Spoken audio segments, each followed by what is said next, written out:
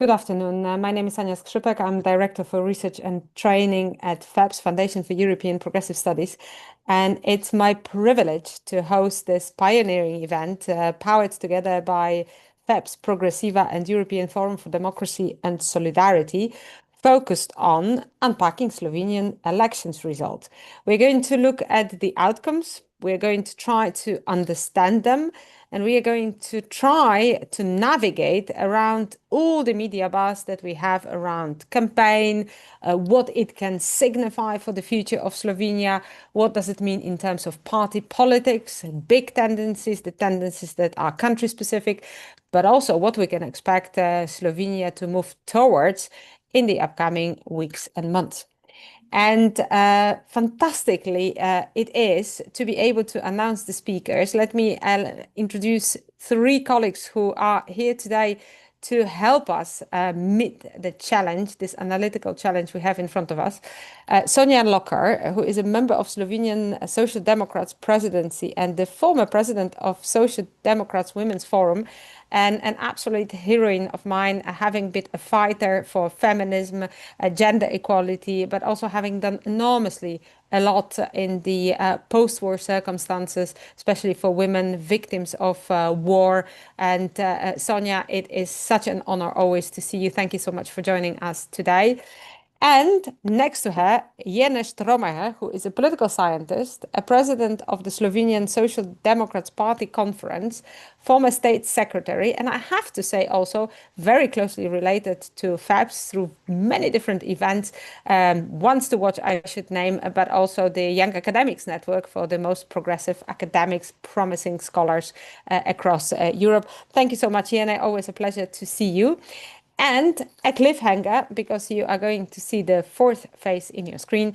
That's Christian Zam, who is the head of democracy and participation programs at FABS, and who will be keeping his watchful eyes on our discussion and will give the concluding remarks.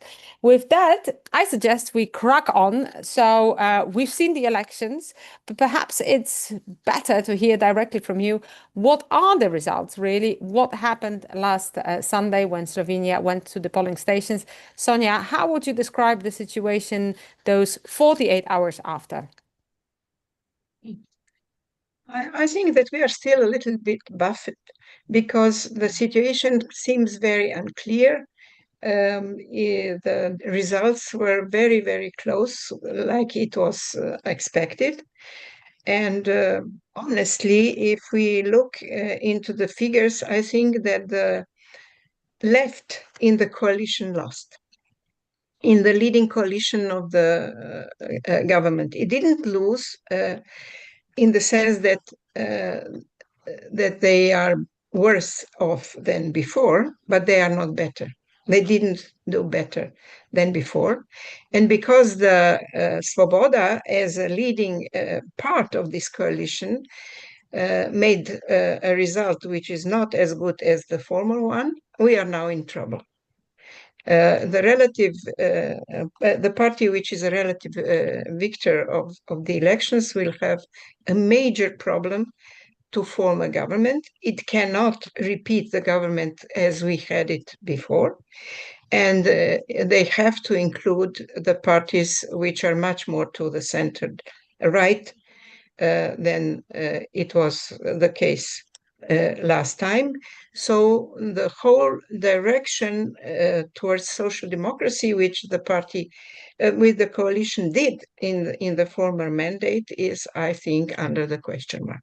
This is how I see it. Thank you very much, Sonja. Indeed, you've mentioned a lot the word trouble, difficulty. It will be very difficult to also govern post those elections. And it seems almost ages ago when we were celebrating the victory of the democratic parties following all the protests against Janez Janša. He has a very strong result, would you say? Jene, I mean, Sonja explained the overall tendencies. Would you run us also a little bit through the analytics of those elections? So where are we sitting when it comes to numbers? Okay, of course, the numbers are easy, but they're hard to explain. So if Americans woke up a couple of years ago and asked how could this happen, Slovenians on Monday woke up and asked themselves what actually happened. And the truth is, nobody really knows.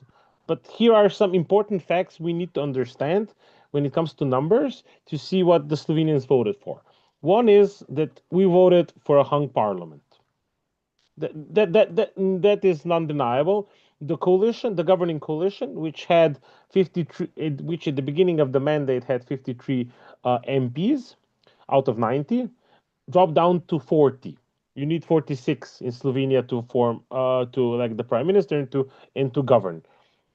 So the ruling coalition made by the Liberal Freedom Movement, the Social Democrats, and the left dropped down to 40. We lost a seat, and especially the Freedom Movement lost 12 seats, and Levica, which I have to say, also joined forces with a small non-parliamentary Green Party, also stayed at 5%, although their polling was better all the time. But also the polling that was also showing all the time that the Slovenian Democratic Party from Janez Janša would win, but they did not win at the end. We can go back to why that happened. It was a last 2 to 10 day chain of events that really shook up the campaign. But fact is that the Freedom Party was able to win, to win a majority, but the most votes. But they will have a hard time forming a coalition, or to put it bluntly, the same coalition does not have the votes to continue its mandate.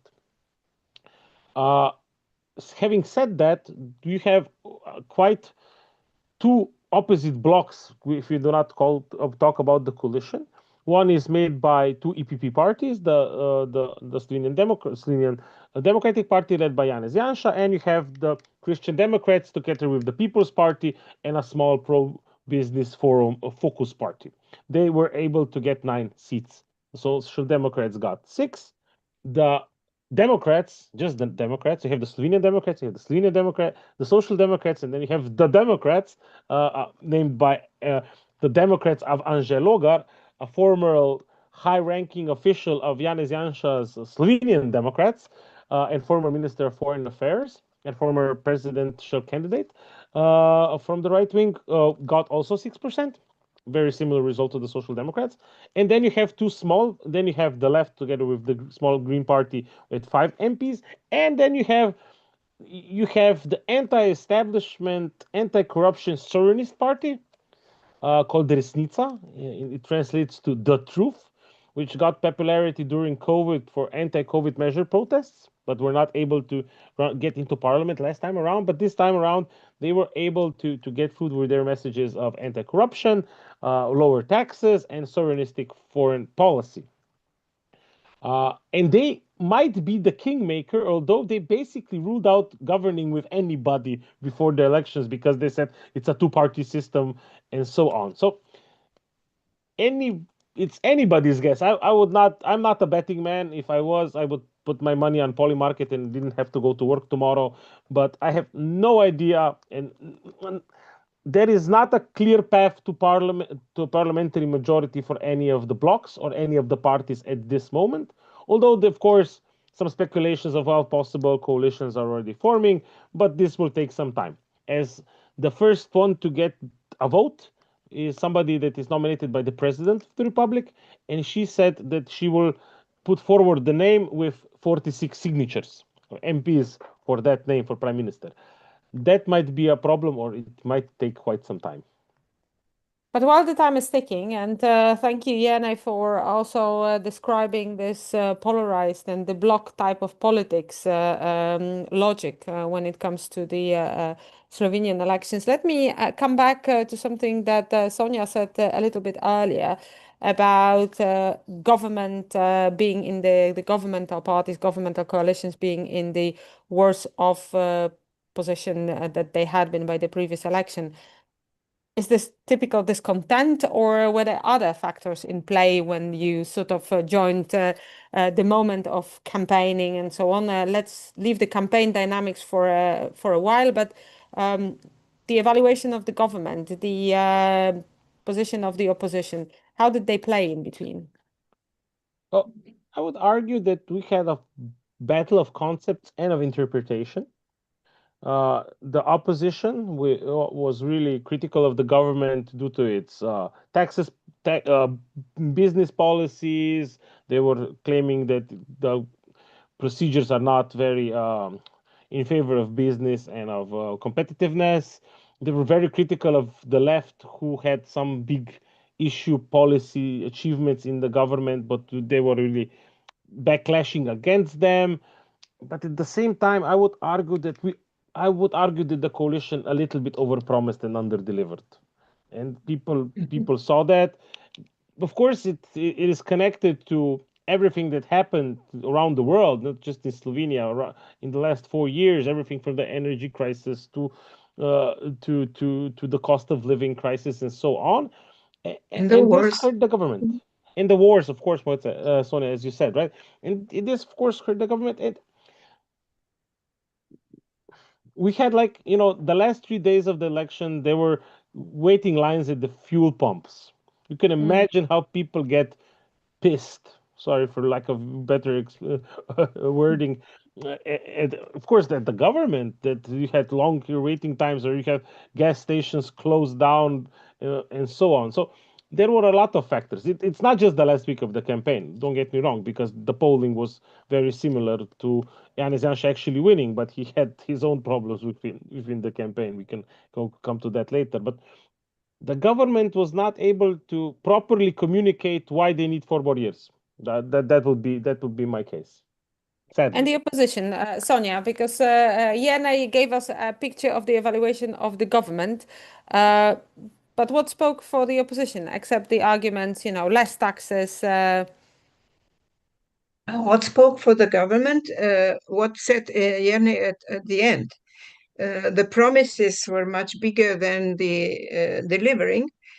And even if the direction was right for the majority of the people regarding healthcare, regarding elderly care, regarding wages, not maybe as much pensions, but things were moving in the direction of the benefits for the majority of the people, and people were aware of it. But at the same time, they were not satisfied because they thought that the government was not transparent enough.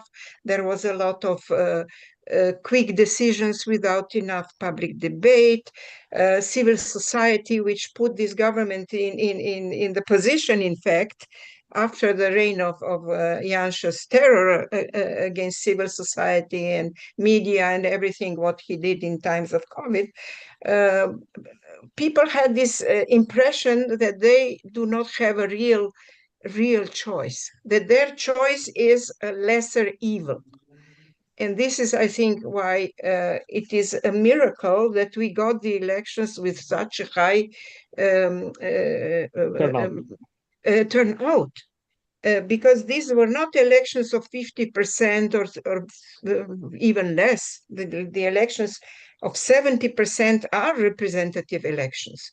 But at the end of this campaign, the opposition, in fact, I think that Janša is the only one responsible for his defeat, because when he launched this videos accusing people in the government of being corrupt, in a way how this was done by a foreign para secret services company which came to do this to Slovenia. It was felt like an interference in our sovereignty, in our way how we do elections.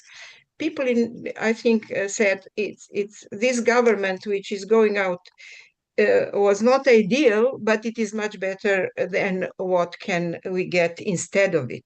So this I think is what happened in Slovenia. I think what I'm gathering from this conversation is you spoke about the election being representative because indeed almost 70% came and showed up at the polling station. While at the same time, this 70% casted the votes in a way that gives a feeling of a very divided country, and a very polarized one, nonetheless. You also spoke about the question of governance, good governance, and the gap that still exists, nevertheless, between the expectations and the criteria of delivery, as well as also speed of the different decisions within which people would hope to see the results. But of course, the time that the reforms need to take on is much longer than what people can see instantly. Global context, you've alluded to that, Jene. I mean, the queues at the petrol station, the prices at the petrol station. I mean, evidently that has influenced the way people felt while moving to those polling stations. But let's talk a little bit about the electorate as such, because I mean, we see the numbers, but can you help us decipher what is behind those numbers? How people voted in cities from the different demographic groups? Sonia, maybe over to you as to start on. I was really thinking about can we read the class construction of our society through these elections? And what I found out is that we can't. The only party which had a clear class target were the Christian Democrats and the list of Focus and People's Party in Slovenia, and they got 10%, approximately 10%. And their targets were peasantry, people who are small businessmen. They painted them as hardworking people who are robbed by the state with high level of taxes. This is the only group where we could really say, this party had a clear class to tackle. All other parties didn't do in this way, but they were much more oriented towards catch-all. And ideologically, we are for democracy and the others are the opposition is dangerous because it will lead our country into autocratic regime similar to those in Trump's America or similar to that in neighboring Hungary, and the people really didn't want to have that. So I think that it is also curious. I think that the political body of Slovenia radicalized, because all of a sudden we have this party which is called the Truth, which is really a classical anti-systemic party which we never had in parliament before. And if we look at the figures about youth, we can see that youth became much more conservative than before. And Janša was the one to profit from this, not the other part, not the more progressive, more left-oriented people. And about women, it's also interesting because most of them voted nearly the same as men do, but there are small differences between the parties. And what really makes me sad, Social Democrats used to be the party where women voted more for us than men. This time it is not the case. Maybe also because we didn't have the portfolios where we could show how much our party is in favor of equality between men and women. This was the privilege of the left, and it is shown in their results. Women understood that this party is their, how to say, target. It is also clear that Janša is not very much in favor with women, while Svoboda got quite fine. The percentage of women for Svoboda are quite okay. So since Sonia If I just painted may ask, exactly, yeah. because Sonia painted for us a larger panorama of where different voters went or didn't go to. Oh, I forgot. I'm sorry. I forgot the main Of thing. course. So we cannot speak about class division in Slovenia, but we can speak about the division between the countryside, rural areas, and cities. And Slovenia, in fact, is a very rural country, not by the population being peasants, because they are not.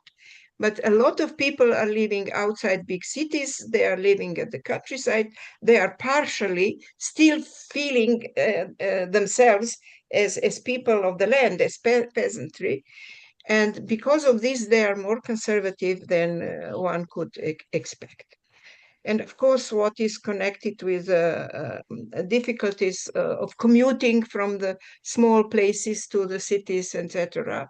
And a lot of people who are self-employed and who feel that lower taxes will be better for them than they are now.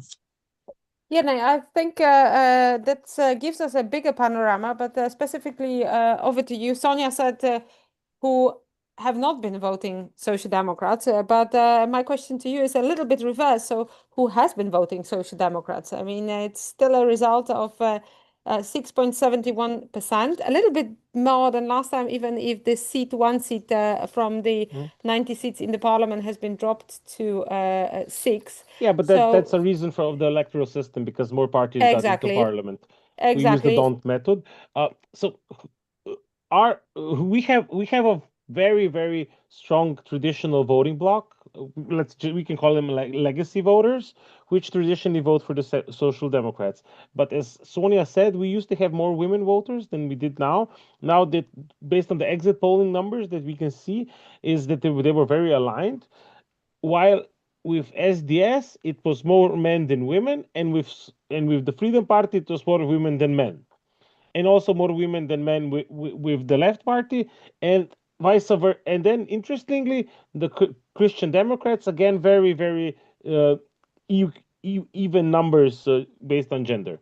But then uh, if we look at the age structure, we can see the SDS, the Slovenian Democratic Party, very linear, strong support within all of the voting base, not a lot of discrepancies. While we could see it for the Social Democrats or for the Freedom Party, a big spike in 65 plus based on other numbers. Big spike is 65 plus, and with the left you have vice versa, bigger support between younger voters and smaller support between 65 and plus. Interesting, this is something that needs to be examined more. The Christian Democrats have more support between younger voters than they do with conservative with older voters 65 plus. This is something interesting, we have to see why. And also the anti-establishment Resnica party. Another important or interesting factor on who are the voters is the education structure. You can see that education from just the primary school to the university level, you have more primary school and vocational training education voters for SDS and less with university diplomas. With the Freedom Party, it's quite the same. And then you have us and the left with higher education levels, higher numbers for the Social Democrats, also for the Christian Democrats and for the Democrats of Angel Logar. So that's interesting. So we have a traditional base of membership. We have our legacy voters, and we also have some really strong political pockets of support of our strong local politicians. One of the newly elected members of our parliamentary group is a mayor. You have MPs that were re-elected, which are doing really overperforming the party average with their own local bases. So it is some connected to organization, then it's also incumbency, and you have the pockets of where the Social Democrats are doing well on a local level, either organizing or governing on the municipality level. You can see that clearly. But as Sonia already mentioned, you can also see a clear urban-rural divide. Although all what is considered rural in Slovenia doesn't vote conservative, because you have parts of the country connected to the heritage of World War II and so on. Hmm. very historic background that vote more progressive, liberal, and anti-fascist, if you want. And then you have the more conservative rural areas of the country which vote more conservative, very similar to the polarization we can see otherwhere in Europe. So I would argue that we are basically following global trends. We are Yeah, following yeah, global trends in all the areas, which yeah. everybody has their opinion about.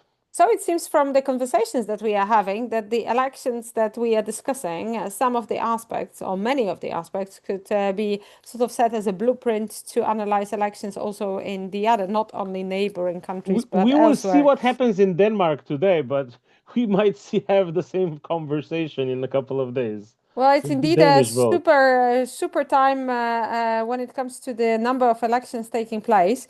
But now we've spoken about the people who voted and voted in one way or the other. But allow me to take us a little bit backwards. I promised earlier on that I would like to talk also a little bit about the campaign, because of course people voted following an intense communication period where many things have been thrown at them. I looked a little bit at the campaign slogans, and of course, on the right, you see a lot of proud national oriented slogans about Slovenia for Slovenes, Slovenia stand up, and so on. On the left hand side, though, from Social Democrats, you get the slogan. Agreement for peace, development, and prosperity. This is the translation in English. I will not attempt to read it out in We were Slovenian. trying to say a new deal for peace, development, I do understand social that affairs, but yeah, new social contract was on your mind. that was the concept. Yeah. Uh, but the campaign did not really evolve around the programs and slogans that much. I mean, there was a Not lot of other issues that preoccupied public opinion, scandals, and the like. Would you shed some light about what kind of an impact it had?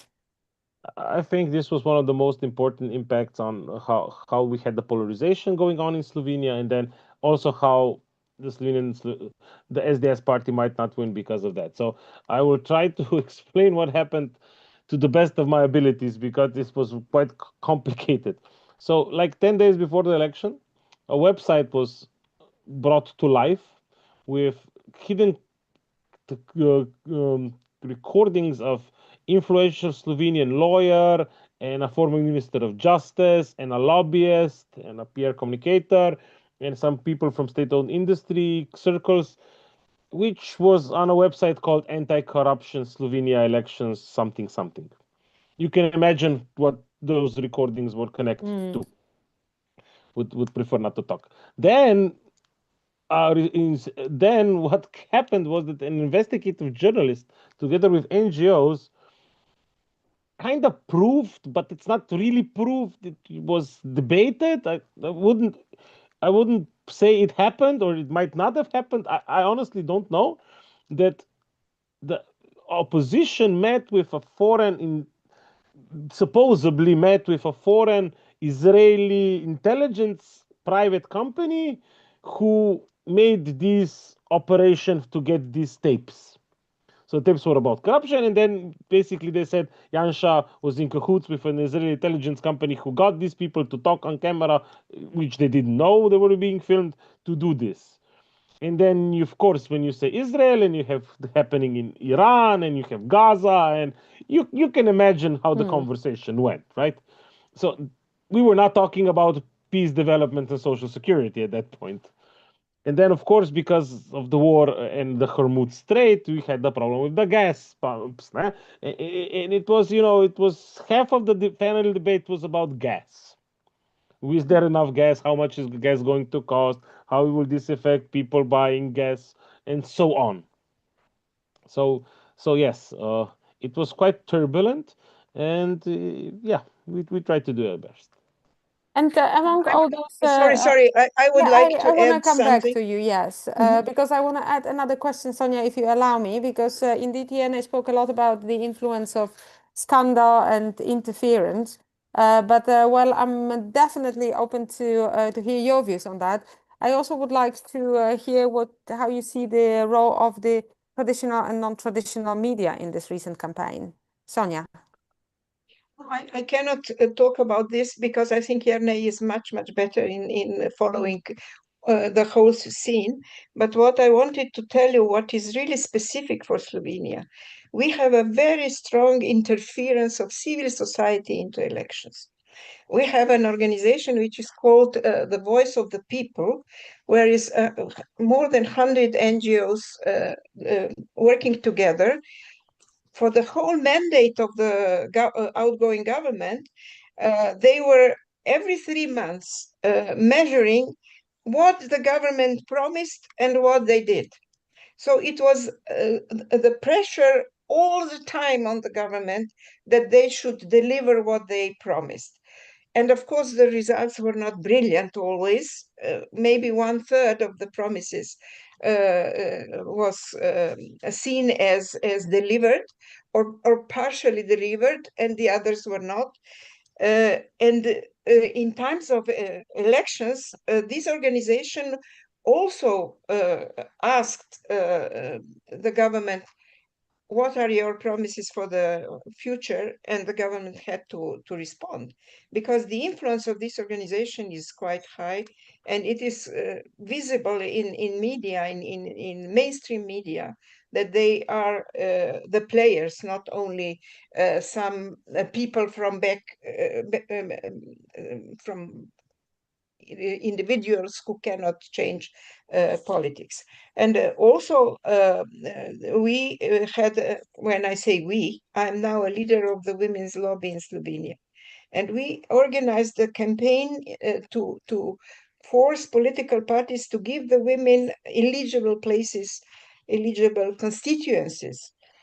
And we also ask them to do things which are important for women and to put these things into their programs. And we tried to push these issues into campaign. And at the end, we were not successful because, as Jerne said, we didn't discuss everyday life of the people, but we discussed either international things, either the stories about corruption, either the interference of foreign private services, secret services in our elections.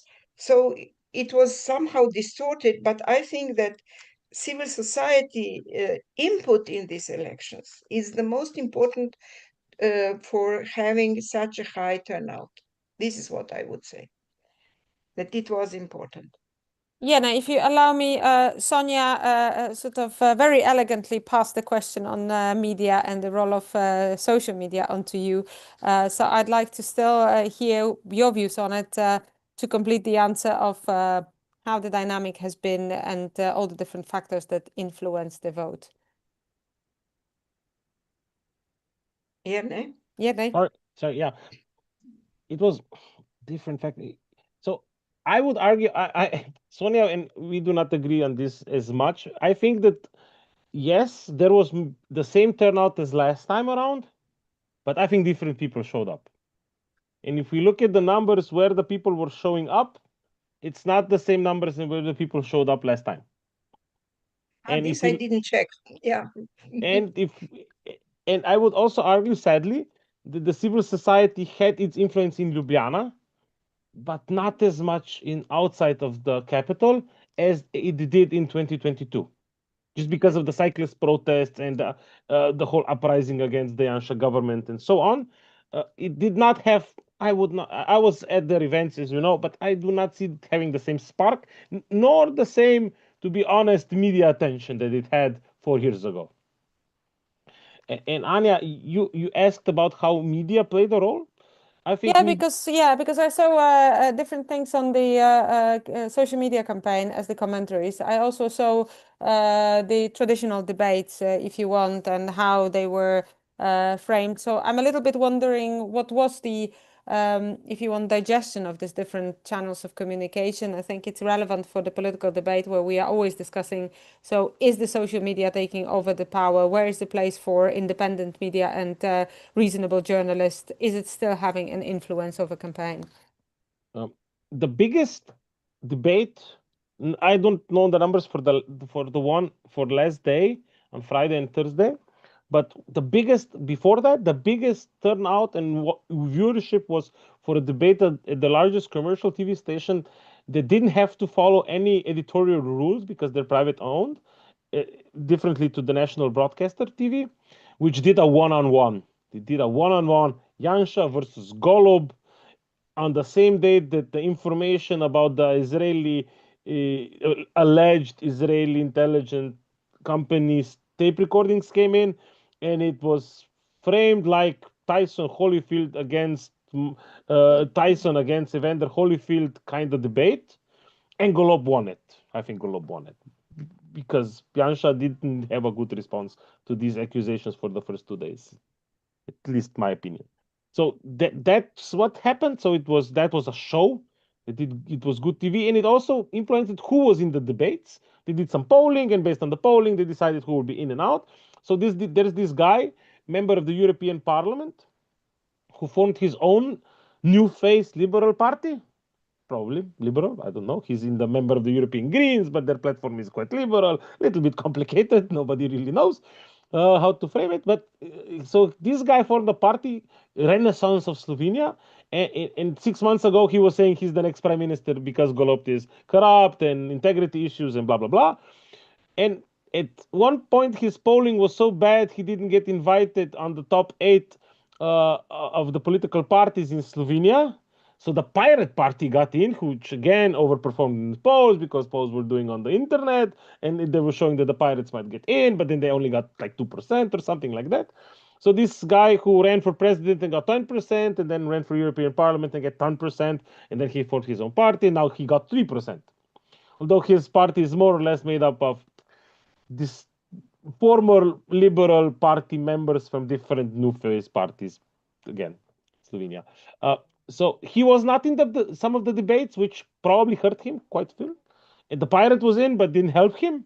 So, but this the leader of the Truth Party, the anti-establishment, anti-corruption sovereignist party, he was in all of the commercial TV debates, and he did quite well, obviously because he got 5% afterwards.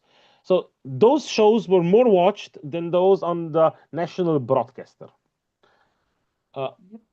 I think social media also played a big role because there is this whole machinery of both of the large parties very strong on social media. And also, I would argue that the left party was really good on social media and in Ljubljana, but nowhere else. They practically didn't exist in other parts of the country. So that's where we overplayed them as well, just on the ground game, to call it like that. So it was a mix, but still this because more older people voted, and more older people, more of them still watch TV. It was very influential on them. Yeah, no, just very shortly, because you said at the very beginning of our conversation that Slovenians were not really aware to which country they woke up on Monday following the very hung They didn't elections. which country. I was trying to say that they didn't ask themselves, how could this happen? They were asking themselves, what happened? But does it mean that the polling was right or wrong? Just a very short answer, because I mean, The we now polling was the polling was showing a different result, but not very different. It kind of got close between Janša and Golob for the last 2 days, but a lot of them we did not. Everybody expected a hung parliament. They thought one of the blocks would get a majority. But you also have to understand, like the Democrats of Anže Logar, he basically said he's not going to govern with Golob or with Janša. The guy's getting 28 and 29 seats in parliament. So then it gets extra complex. Somebody will have to walk back their election coordinating ideology problems, la la la, because they said, like, if everybody sticks to their guns, nobody can form a government, which would mean snap elections, which I don't know. And for now, we have not sufficient numbers to have this 46 seats on either of the sides. You said, hang parliament, we have to see, it will take time. But I think, and this is going to be sort of the moment of coming towards the grand finale of this a very informative conversation, namely, what are the possible scenarios? If you get the government or coalition in the position of governing, what will it mean for Europe? What if this is not possible? I mean, let's leave for the moment the option of no possibility to form the government and the new elections. I mean, we know that this is happening in other member states as well. But what if one of the two scenarios will happen? I mean, I've seen some newspapers speculating that in case this is by any standards, the return of János Janša. This is a great news for the elections in Hungary and for the entire bloc, if you want, on the east, but a very grave news when it comes to the European politics. So if you could say a few words on how you see it, I'll start off with Sonia. Two scenarios, what would they mean for Slovenia and for Europe? One, when we continue with the governmental coalition in one or another constellation, one when it is not possible and what used to be the opposition comes to power. In any case, if Golob succeeds to make a government, it will not be the repetition of the government we had before. It will be a government with much more elements of conservatives and I would say center-right politics, which means that it will be a pressure not only on our social and welfare politics, but also on our politics regarding external things. For example, this government had a very clear position on Palestine, on all the wars, etc., and also not a very easy situation regarding what to do with European politics, because from the left side, there was a pressure that Europe should not become a new superpower armed to the teeth and fighting the same way for the global the global competition of the superpowers, but it should develop in something different, in using soft power, trying to be a mediator and a warrant of the international law structures, legal structures for peace and security. This was one point. At the other, on the right side, the pressure was to make Europe a new superpower and competing against everybody who is on the global market at this moment. The big forces from US to China to whoever, Russia, whoever is there, and just to compete with them because we are such a strong market, we have economic power, but militarily we are not strong enough. So I think that we will have here a discussion what to do and how to go. Not as clear as it was before.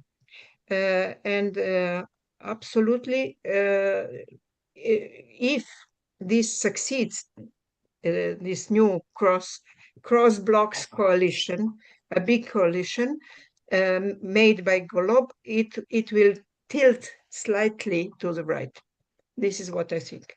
But if they don't succeed, and if Janša makes a coalition, which is not excluded, I wouldn't say that this is impossible, because we don't know how who will sign the list of those who would support Janša's government. We don't know how the individuals in the parliament will act, because at the end, they are the ones to make the government.